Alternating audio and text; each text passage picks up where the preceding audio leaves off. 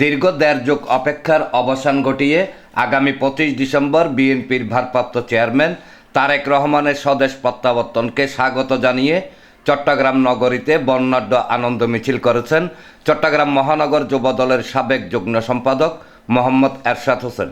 মঙ্গলবার বিকেলে নগর যুবদল নেতা মোহাম্মদ এরশাদ হোসেনের নেতৃত্বে তারেক রহমান বীরের বেশে আসবে ফিরে বাংলাদেশে স্লোগানে স্লোগানে মুখরিত স্বাগত মিছিলটি নগরের আলমাস সিনেমা হলের সামনে থেকে শুরু করে বিভিন্ন গুরুত্বপূর্ণ সড়ক প্রদক্ষিণ করে।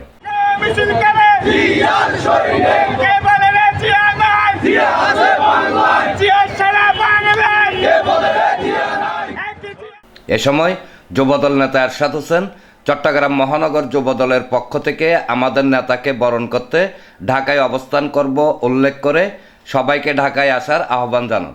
আগামী 25 তারিখ আমরা আমাদের নেতাকে বরণ করার জন্য বিশাল বহর নিয়ে চট্টগ্রাম মহানগর যুবদলের পক্ষ থেকে আমরা ঢাকায় অবস্থান করব।